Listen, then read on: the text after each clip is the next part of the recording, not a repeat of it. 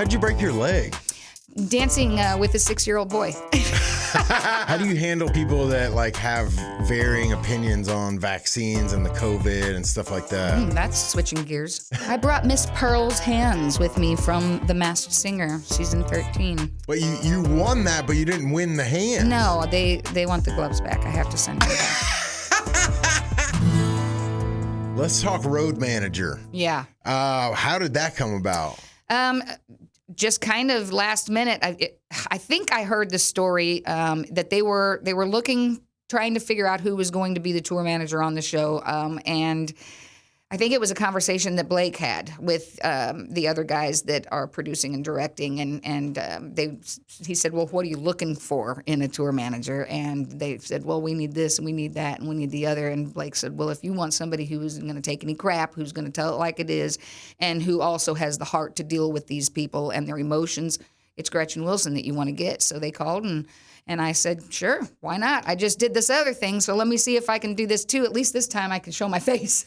Right. Give me some good Blake stories. Yeah, well, he's hilarious. Blake is just hilarious. I don't even know where I'd begin. Almost everything that comes out of his mouth is just, it's comedy.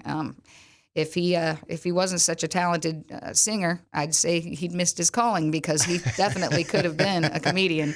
Did you guys tour back in the day? I do remember being at a couple of shows with Blake. I'm not sure if it was, we didn't do a full tour together, but I know we did some fairs and festivals and that sort of thing together, because I do have memories of sitting around in the lawn chairs by the buses. And yeah, I think it was way back in the day. Yeah, I can't remember which of that couple I was working with back then, but yeah. He had the mullet? No, it wasn't that early. Okay. It wasn't that early on. What about Keith Urban? What's it like working with Keith?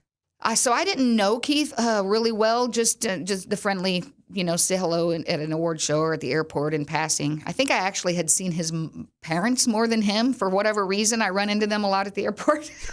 But really? Yeah. Keith Urban's parents? Yeah. How do you know that they just walk up to me and said hello to me and told me who they were. What is that conversation? Just hi. How are you? I know, it's a weird world, isn't it? What? But I'll tell you, just like I told him, because Keith performed at every one of these shows. He closed every one, and he did like 5-6 songs, maybe 7, I don't know. Just aces. I mean, this guy is he's got it together. And like, all I could think every time that I was watching him on stage is, I want to be Keith when I grow up, And I told him to his face, I said, working with you on this and watching you work has made me want to be a better me, And that's, you don't say that about a whole lot of people, that you're just so profoundly, moved by how they handle themselves, the way that they execute their professionalism. I was very, very impressed with him. I got to meet his beautiful wife, Nicole. She's just beyond sweet, and I don't think a lot of people would guess that. She plays so many different hard women characters, but she was just the sweetest and just loveliest thing in the world, and just a great experience getting to meet Taylor Sheridan, who I'm a huge fan of. I watch every one of his shows, which, by the way, Nicole is in one of my favorites, and that's why I think, this is the last one that I watched her in, that I was like, what a tough cookie she played in that role, I mean, just fierce. And then to her personality, just to be so sweet and just so, I don't know. It was just a great experience. How's this been, like, this rejuvenation for your wallet? Your wallet. Oh, I mean, I don't really know yet. The impact of that will have to show itself later. But, that's not the reason I did it. The reason I did it was kind of to prove to myself that I could still do this. I mean, I had a rough few years. Broken leg, shattered ankle, long haul COVID, blood pressure, asthma, just weight gain and loss, just so many issues in the last few years that I was really starting to question whether or not I was finished. I mean, I really thought, well, I'm over 50. It's probably time to hang it up. This is life saying, good run, but it's over, And then I got the call for this opportunity, and it wasn't the first time they asked. They'd asked several times, and I'd said no. And this time I just thought to myself, if I can go out there and do that, then I've probably still got a few more years of touring and making music in me. And so it really was a test. It was me testing myself, because I thought, if I can wear that costume, if I can do those dance moves, if I can do that, then I can do the rest of it. So How'd you break your leg? dancing with a 6-year-old boy. You got to watch them younger men. They'll get you every time. We were just doing a ring around the rosy, actually, but we were at a wedding reception, and it was on the beach, and so they'd thrown one of those AstroTurf outdoor carpeting things over the sand.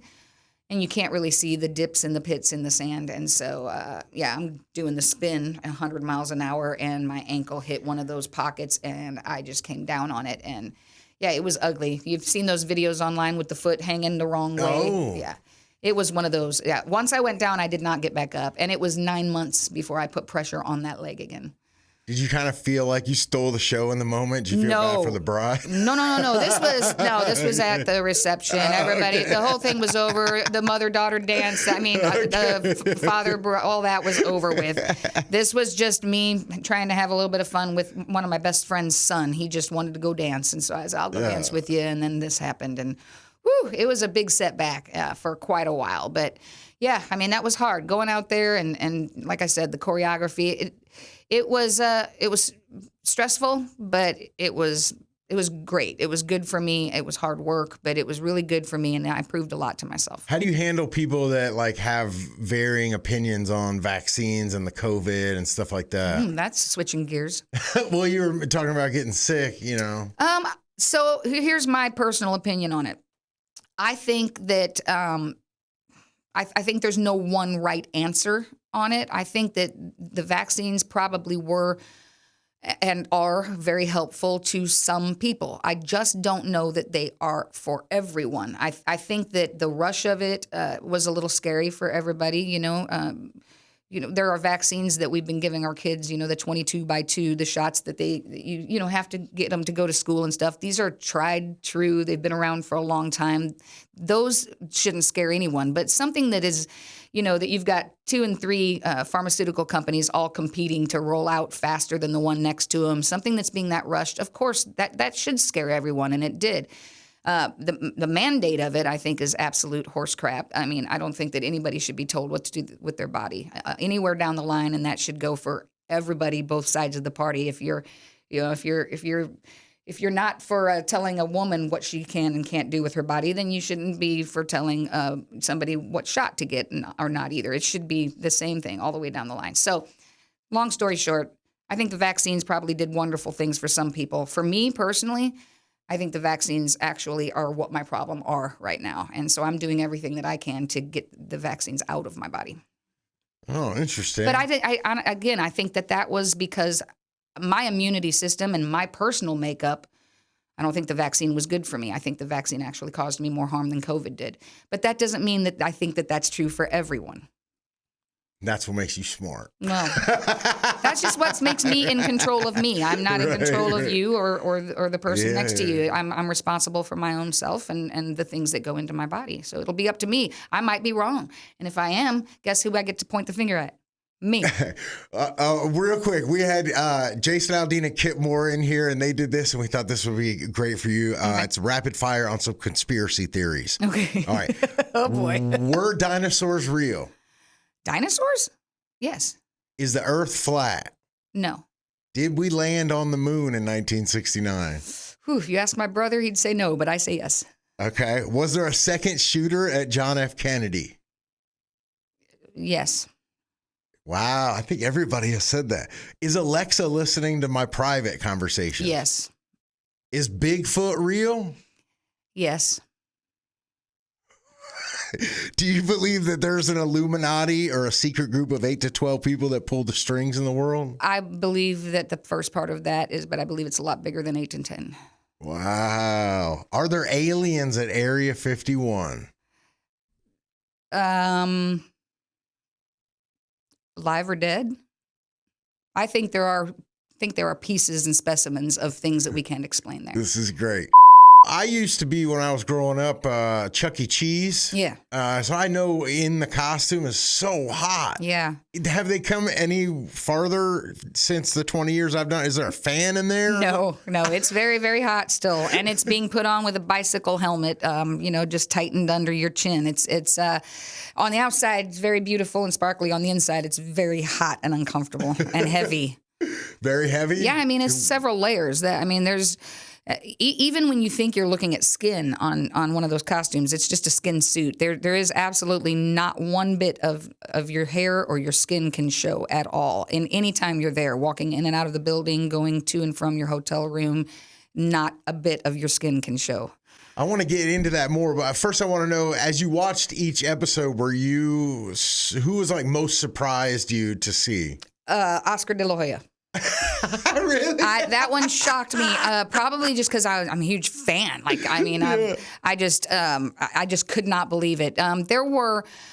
All of it was shocking because you spend 4 weeks out there basically walking around in these visors and hoodies and gloves and just zipped up and tied up, and you're walking around all these other people who look exactly like you. You're dressed in the same way with the visor and the hoodie and the whole thing, and you have no idea who you're walking around all that time. The integrity of how they keep this thing so quiet, I'm amazed by it. To be out there for 4 weeks and to not know and only see who these people are when they get unmasked, just like how is that even possible? Like, what are the most extreme lengths other than the hoodies?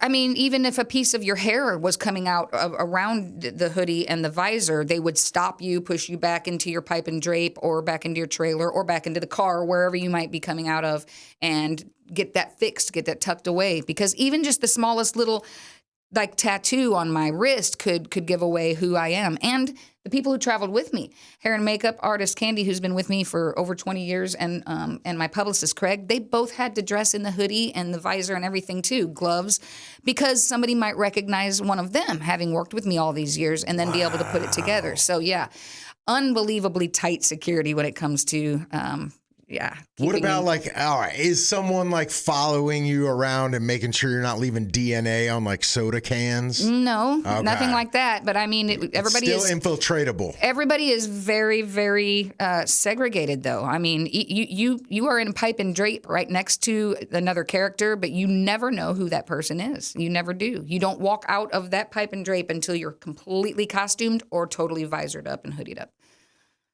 That is crazy. And the jacket says, "Don't speak to me. Do not talk to me." So you don't even get to hear anybody's speaking voice. All I ever heard was their performances, and tried to guess who I was competing against. Now, what did you tell your friends and your family for this 4 week? I said I was I've been doing this so long, I didn't have to come up with anything too crazy. All I had to say was I was just out in California doing media. That's all I had to say.